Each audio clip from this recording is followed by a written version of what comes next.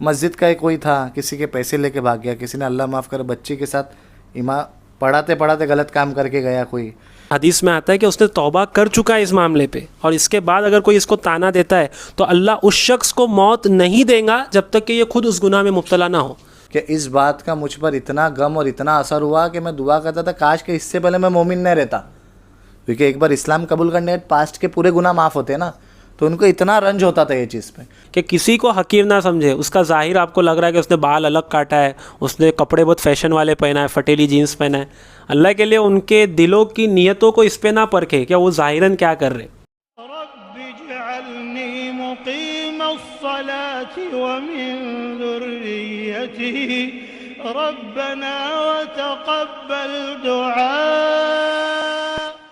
I was the victim of this stuff. कि अभी हाल ही में मेरे दोस्त का माशाल्लाह निकाह और वलीमा हुआ, तो जैसे कुछ महीनों से हम वीडियोस बना रहे हैं, तो लोगों की एक मेंटालिटी क्या है पता है। अब मुझे रिसेंटली पता चला कि लोग मेरे बारे में क्या गुमान करते हैं, और ऐसे लोग जिनकी माजी थोड़ी ख़राब रह चुकी है वो सुधरे तो उनको लोग क्या इमेजिन करते हैं कि वो कैसे रहना। तो हर चीज़ का एक बैलेंस बहुत इम्पोर्टेंट है ना, कि सिर्फ दीन में ही मत लगे रहो, सिर्फ दुनिया में ही ना, कि जैसी सिचुएशन है वो हिसाब से बोला जाए। तो ऐसा ही थोड़ी सिचुएशन थी, तो मैं थोड़ा हंसी मजाक भी कर रहा था, तो बोलते मौलाना ये जायज़ है क्या, आप मेरे को बोलने लगे। तो मैंने बोला मतलब क्या है तेरा, तो फ़ोटो निकालना जायज़ है क्या, मतलब कि they were pinching me and pointing me on everything, यहाँ तक कि मेरे मूवमेंट, यहाँ तक कि मेरे face expression. I was like literally I was feeling like a celebrity because they were continuously watching me and everything. I माशाल्लाह चल ठीक है। तो मैं बोला अब तुम मतलब बोलना क्या चाहते हो, मैं अब इधर भी एकदम दीनी माहौल करूँ। एक्चुअली में वो भी रहता है सिचुएशन, थोड़ी हंसी मजाक करके दीन के ट्रैक पे लाओ, थोड़ी हदीस बोलो। मैं बोला देख भाई अगर मैं आते के साथ इधर दीन की बातें चालू करूँगा तो तुम लोग मुझसे भागोगे, बोर होंगे। तेरा है क्या हर जगह तो तू ये बोलते रहता है। तो मैंने मतलब अब मैं मस्ती कर रहा था तो बोलता तो बोलते मैंने बोला काम करो ना, ये पोस्ट मेरी वीडियो पे डाल देना, जब हम लोग करेंगे ना, कैसा होता है क्या। तो बाद में वो लोग भी बोल रहे थे नहीं मैं मजाक करो, लेकिन मैंने एक ये चीज़ सोचा हज़रत के जो भी टर्न होता है ना दीन के लिए, तो हमारी पब्लिक की और मैक्सिमम लोगों की मेंटालिटी है कि अब वो फरिश्ता बन गया। इसका मतलब वो तुमको सुन्नत लिबास में ही दिखना चाहिए, वो एकदम कम बोलना चाहिए, वो कोई फंक्शंस अटेंड नहीं करना चाहिए, अगर फंक्शंस अटेंड कर रहा है तो फंक्शन में गुमनाम बन के रहना चाहिए। तो ये क्या लॉजिक है, मतलब सच में मैं हैरान हो रहा था कि ये लॉजिक क्या है। अब भाई अगर तुम्हारे फंक्शन अटेंड नहीं करूँगा, आऊँगा नहीं, तो उसको बुरा भाई अब तू तो बदल गया, बहुत दीन इस्लाम के बाद अब हमारे फंक्शन में भी नहीं आता है। मतलब कि बोले तो यहाँ से भी मरो वहाँ से भी मरो, अल्हम्दुलिल्लाह अपने को तो फ़र्क नहीं पड़ता, ये कर रहे हैं अल्लाह के लिए कर रहे हैं, पहली बात खुद के लिए कर रहे हैं कि खुद की इस्लाह हो जाए। तो मैसेज उनके लिए ही है कि ऐसा कुछ नहीं है, अल्हम्दुलिल्लाह कितना भी टॉन दो कुछ भी करो इंशाल्लाह हम तो करते रहेंगे। तो बोल रहे थे मतलब definitely I will post this and I love you. इंसान जब अल्लाह की तरफ रुजू करता है, एक उसकी जो भी माजी की ज़िंदगी जैसी भी गुजार के वो आया हो, तो जो सोसाइटी है, माशरा है ना, हमेशा उसका बैक पॉइंट लेता है कि ये पहले ऐसा था, ये पहले ऐसा था, ये करता था। हम ये नहीं देख रहे कि उसने तौबा किया है। अगर हम दुनिया के नक्शे में दो लोगों को ही ले लें, इस पड़ले में रखते, एक हज़रत उमर रज़ी अल्लाह ताला अन्हु को रखते, एक इबलीस को रखते, कि इबलीस उसका माजी क्या था कि उससे बड़ा कोई आबिद नहीं था, ना कोई आरिफ था, ना कोई आकिल था, ना कोई आलिम था। इतना नेक बंदा कि अल्लाह ने तमाम ज़मीन में सबको ख़त्म कर दिया, मगर उसको ऊपर उठा के फ़रिश्तों का मुदर्रिस बनाया, दर्स देने वाला बनाया। तो अब मैं ये लेकर बैठूँगा इबलीस का पास तो बहुत अच्छा था, तो क्या मैं सही रहूँगा? नहीं। आगे जाके उसने क्या किया कि तमाम फ़रिश्तों को जब अल्लाह ने हुक्म दिया, साथ में इबलीस को भी हुक्म हुआ कि झुको आदम के आगे सजदा करो, एंड ही रिफ्यूज़। तो अल्लाह ने क्या किया, नहीं इसका माजी बहुत अच्छा था। अल्लाह ने कहा कि मरदूद होके यहाँ से लाइन निकल जाए यहाँ से, या आदम फसजदू इल्ला इबलीस अबा वस्तकबर व कान मिनल काफिरीन, काफिरों में से हो गया वो तो। और वही हज़रत उमर रज़ी अल्लाह ताला अन्हु का माजी क्या था, he was a heavy drunker, कि जाहिलियत में क्या वो इतनी शराबें पीते थे और इस्लाम के कट्टर दुश्मन। जो चीज़ बोलना है मुंह पे दो टोक कि एक रौब होता था ना, तो अगर कुफ़ारों में सबसे ज़्यादा किसी का रौब था हज़रत उमर रज़ी अल्लाह ताला अन्हु का रौब था। तो अब कोई ये लेके बैठे कि हज़रत उमर का माजी तो ऐसे थे, वो इतने गुनहगार थे, वो शराबें पीते थे, वो अल्लाह के नबी सल्लल्लाहु अलैहि वसल्लम को माज़अल्लाह कत्ल करने भी निकले थे, तो that doesn't make a sense ना, कि वो कोई चीज़ बनाती नहीं है। तो माशरे में हम देखते हैं कि जब भी कोई बंदा रुजू हो जाता है तो भाई अब वो एक लिबास में रहना चाहिए। अब हमारे इधर तो ये प्रोफेशनलिज्म बढ़ गई है ना भाई, जो कुर्ता पहनेगा, जो दाढ़ी रखेगा, जो टोपी पहनेगा, वही सही है, नेक है, सॉल है। लगा ऐसा तो है नहीं। दाढ़ी तो असल है कि तमाम अंबियाओं की दाढ़ी थी, जितनी शरीयत ने रखी हो, जो फ़िक़ा के एतबार से जिसकी जैसी दाढ़ी रखना चाहिए। बाकी इसके अलावा जो लिबास की बात है, लिबास में तो हम समझते कि कुर्ता ये एक सौलीन का मज़हब है, ऐसा ज़रूरी नहीं है। अगर एक मैं बात बोलूँगा, मैं सुन्नत को सिर्फ लिबास के हिसाब से खींचूँगा तो फिर वो बहुत मसले निकले हो जाएंगे। क्या ठीक है, अगर अभी अपन ये बोलने जाएंगे तो बोलेंगे ये नए नए मुफ्ती नए नए हदीस ला रहे हैं। बहरहाल ये वो लोग हैं जिनको मैं ताने नहीं दे रहा, ना तंज करना चाहता हूँ, अल्लाह माफ़ करे, जो खुद तो दिन सीखते नहीं, लेकिन जो सीख रहा है ना उसको देखो, we are the bold ones and we know how to tackle with them. लेकिन जो नए नए आते हैं ना बेचारे, वो उनका जो है ना हौसला टूट जाता है, हिम्मत पस्त हो जाती है, फिर वो वापस वहीं चले जाते हैं। एग्जैक्टली, कि यार ये तो यार इधर आके भी ये सुनने मिला है। तो मेरा मैसेज वही है कि यार मेरे को जो कर रहे हो ना बहुत ज़्यादा करो, because I know how to tackle. लेकिन जो बेचारे नए हैं ना, वो मतलब उनकी हिम्मत तोड़ी जाती है और वो बेचारे इस लाइन में आते आते रुक जाते हैं, और उसका वबाल तुम पर है। ये बात तो तुम पर है, क्योंकि वो बंदा जो है माजी में ठीक है, उससे कुछ और होती है ना। अल्लाह के नबी सल्लल्लाहु अलैहि वसल्लम की हदीस का मफहूम क्या है कि अगर तुम गुनहगार कौम नहीं रहती तो अल्लाह ताला तुम सबको हटा देता है, एक ऐसी कौम को लाता जो गुनाह करती और फिर तौबा करती और अल्लाह माफ़ करता, क्योंकि रहमान की सिफ़ात है माफ़ करना। और अल्लाह ने ये चीज़ जो है ना, इसके लिए फरिश्ते बनाए हैं, they are the pure one. वो जो है ना लाइट से बने हुए, नूर से अल्लाह के, तो उनको मतलब जो ऑर्डर का बस इंतज़ार है, लाइक दिस के भाई ये करना है, बस हो गया, उसमें क्यों क्या वगैरह नहीं रहता। लेकिन आदमज़ात को ना ऑप्शनल बनाया, मतलब कि क्या बोलेंगे, अशरफुल मखलूक़ात के साथ साथ उसको अपने डिसीज़न पे इख्तियार है, करना है कि नहीं करना है। तो ये अल्लाह ने बनाया, इट मीन्स नौज़ बिल्लाह यू आर जजिंग अल्लाह सुब्हान व तआला, क्योंकि और अल्लाह ताला तो बहुत बेहतर बनाने वाला है।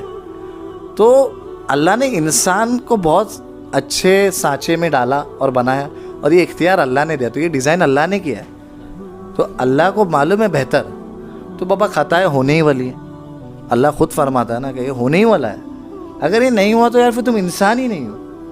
और यहाँ पर हम सब ह्यूमन बींग, अगर ह्यूमन बींग ये सोच रहे हैं कि हम गुनाहों से पाक रहेंगे तो दैट्स इम्पॉसिबल भाई। हाँ, लेकिन कैसा है गुनाह, इसका ये मतलब नहीं कि बेधड़क गुनाह करो, गुनाह के बाद तौबा का भी मामला है।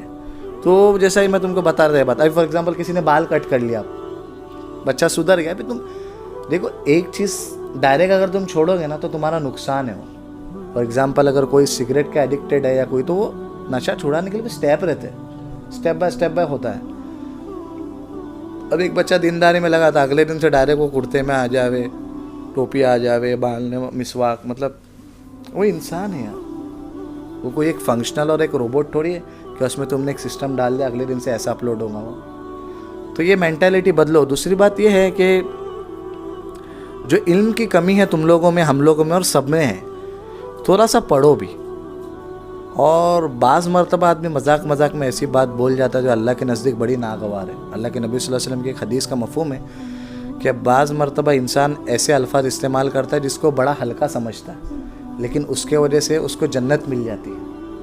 और बाज़ मरतबा इंसान ऐसे अल्फाज इस्तेमाल करता है जिसको बड़ा हकीर समझता है, लेकिन वो एक जुमले की वजह से उसका फ़ैसला जहन्नम के लिए हो जाता है। तो थोड़ा अपने वर्डिंग्स पे भी ध्यान दो कि हम क्या बोल रहे हैं। और रही बात आज के माहौल की, तो भाई अल्लाह जिसको बचाना चाहे वही बच सकता है, इसलिए कोशिश यही करें कि लोगों को ताने देना, तंज करना छोड़ के अपनी खुद की इस्लाह करें। यही देखने में मिलता है ना, जैसा हमने पहले भी बात की कि लोग ताने ज़्यादा देते, हालांकि वो अल्लाह से तौबा कर चुका है, उसने उसका मामला अल्लाह के यहाँ पेश कर दिया, अल्लाह ने उसको माफ़ कर दिया, क्योंकि हर रुजू करने वाले को अल्लाह माफ़ करता है, ये अल्लाह की शान है। यहाँ तक कि एक हदीस में आता है जिसका मफ़हूम और खुलासा कि अल्लाह के नबी सल्लल्लाहु अलैहि वसल्लम ने फरमाया कि अगर तुम किसी को ताना देते हो उसके माजी पर, वो कोई गुनाह में मुब्तला था, कोई भी गुनाह में हो, मिसाल के तौर पे कोई जिना में मुब्तला था या कोई चोरी में मुब्तला था, अब उसने तौबा की है, सच्ची तौबा की है, अब हम उसको ताना देते हैं, यार ये तो चोर था, अरे ये तो जानी है। अल्लाह ताला कहते हैं कि अगर उसने, हदीस में आता है कि उसने तौबा कर चुका है इस मामले पे, और इसके बाद अगर कोई इसको ताना देता है तो अल्लाह उस शख्स को मौत नहीं देगा जब तक कि ये खुद उस गुनाह में मुब्तला ना हो। यानी इसको मौत तभी आएगी जब इससे ज़िना सरजद होगा, इसको मौत तभी आएगी जब इससे चोरी सरजद होगी, यहाँ तक कि हदीसें मिलती है। तो हम क्यों तानाकशी में, और हमने क्या समझ लिखा कि भाई ये जो लिबास जो पहनेगा, ऐसे जो रहेगा वही दीनदार है। हालांकि ऐसे ऐसे काले करतूत सामने आए, अल्लाह माफ़ करे, कि अभी क्या नाम ले लेकर बोलना कि दाढ़ी टोपी वाले, दाढ़ी टोपी वाले। इसका बहुत अच्छा एग्जाम्पल जो है ना, हम देखते हैं ना गाज़ा फ़लस्तीन में, उनके कपड़ों में ईमान है लेकिन उनके दिल में ईमान है। और जो दाढ़ी टोपी वाले, मैं ऐसा किसी को तंज नहीं करा रहा, बॉस होता अपने बाप है। वो जो मामलात करते, हर कोई नहीं लेकिन मेजॉरिटी बता रहा, इसमें भी मेजॉरिटी, कि उनके ऐसे अभी देखो ना, कोई मस्जिद का कोई था, किसी के पैसे लेके भाग गया, किसी ने अल्लाह माफ़ करे बच्ची के साथ पढ़ाते पढ़ाते गलत काम करके गया, कोई किसी ने लोगों से पैसे जमा करके हड़प के गया, किसी ने अपनी मतलब ये दाढ़ी टोपी वाले के बता रहा हूँ मैं, किसके ऐप नहीं खोलना चाह रहा हूँ। और वही बाद में फिर काज गुरा सुनने आते, लेकिन जो जीन्स टी शर्ट में घूम, जिसको लोग बहुत ज़्यादा आउट समझते थे, उसने हेल्प किया। तो जब वो देखे क्या वो बंदा था जो प्रॉब्लम सॉल्व करके, जो जीन्स टी शर्ट वाला, तो सब एकदम चुप रह गए। तो इसीलिए किसी को हकीर मत समझो, तुमको नहीं पता अल्लाह के नज़दीक उसका क्या दर्जा है, उसकी नेकी क्या है। ठीक है, अगर ज़ाहिरी तौर पे नहीं दिख रहा है, लेकिन अल्लाह और उसके बीच का मतलब, कुछ लोग ऐसे जो ज़ाहिरी तौर पे अपने आप को बहुत पायस बताते, and we know what are they, जो हमारे सामने कारगुजारी आई है। तो अल्लाह इससे हमारी हिफाजत फरमा। और मुझे एक बात बताओ यार, हसद के अपने को काम धंधे नहीं है? माशाल्लाह तुम्हारी वाइफ है, तुम्हारा बच्चा है, मेरी वाइफ है, मेरा बच्चा है, मेरा कारोबार सब है ना। तुम और मैंने चाहते हो, अल्हम्दुलिल्लाह अपन तो बहुत अच्छी लेविश लाइफ दे रहे, लेकिन ये टाइम पे तुम और मैं नहीं चाहते कि अपन भी गेमिंग में रहे या किधर और कुछ रहे, कुछ करे। भाई क्यों कर रहे हैं? क्या ये जो देख रहे हैं लोग, ये हमारे को आके पैसे देते हैं, या कोई ऊपर से हमको पैसे दे रहा तुम बनाओ करो? भाई ये मेहनत वल्लाह हम लोग सेल्फिश खुद के लिए है। कि अल्लाह के नबी सल्लल्लाहु अलैहि वसल्लम की एक हदीस का मफहूम है कि इंसान के मरने के बाद 3 ऐसी चीज़ें हैं जो उसके नामे अमाल में इजाफा करती है। एक, वो इल्म जिससे लोग फ़ायदा उठा रहे हैं। फॉर एग्जांपल, अगर कोई मैंने आज अच्छी बात कर दिया और लोग सुन रहे और उस पर अमल करे, तो इंशाल्लाह मेरे मरने के बाद मुझे मिलता जाएगा, उतना मिलता जाएगा। एक नेक औलाद जो माँ बाप के मरने के बाद भी उनके लिए दुआएं मग़फ़िरत करे। और एक अल्लाह के राह में कोई चीज़ बना के जाना, फॉर एग्जांपल मस्जिद बना दिया, कोई ऐसी चीज़ जिससे सवाब जारिया मिले। तो ये इसके पीछे वल्लाह मोटो यही है कि अल्लाह एक तो ऐसी बात निकले कि इंशाअल्लाह किसी के दिलों पे असर कर गई, और हमारे इंतकाल के बाद बाबा हमारी गुनाह है, अल्लाहु अकबर बोलते ना, मैशर करना तो मैशर में भी नहीं है वो हमारे, हम इतने गुनहगार, अल्लाह माफ़ करे। हम क्या जो लोगों को बोलते बैठे, हम खुद की इस्लाह के बैठे, कि बोलने वाला सबसे पहले ज़्यादा मोहताज है। ठीक है, बोल बोल के इंशाल्लाह हमारे दिल में उतरेंगी बात, सुन सुन के आपके दिल में उतरेंगी, ये कोशिश है। अदरवाइज़ हमारा यहाँ बैठ के प्रॉफिट क्या है? मैं तो यही अपने व्यूवर्स को कहना चाहूँगा कि ज़ाहिर पर ना जाए, और अल्लाह के फ़ैसले हरगिज़ ज़ाहिर पर है ही नहीं कि यार हमने अमामा बांध लिया, हमने दाढ़ी रख ली, हमने अच्छे लिबासें रख ली तो हम जो है बख्शे जाएंगे, ऐसा तो हरगिज़ नहीं है। अल्लाह ताला के जो फ़ैसले होते हैं ना, अल्लाह ताला दिल की कैफियत को देख के फ़ैसले करता है कि बंदे के दिल में क्या था, उसकी नीयत क्या थी, उसके अरमान क्या थे, और वो किस जुस्तजू में अपनी ज़िंदगी गुजार रहा था। क्योंकि दिल के मामले तो ना आप पे खुल सकते, ना जो बैठे उनके, ना जो देख रहे उनके हाथ पे खुल सकते। अल्लाह ताला तो दिलों के अंदर जो ख्यालात आता है उससे भी बाखबर है। तो अब अगर हम ज़ाहिर पे फ़ैसला करेंगे तो हमसे ज़्यादा बेवकूफ़ कोई नहीं होगा। तो इसमें तो हर टोपी वाला, हर दाढ़ी वाला, हर कुर्ते वाला, हर जुब्बे वाला, यही लोग हमको नेक दिखेंगे ना, इसके अलावा हम सबको हकीर जानेंगे।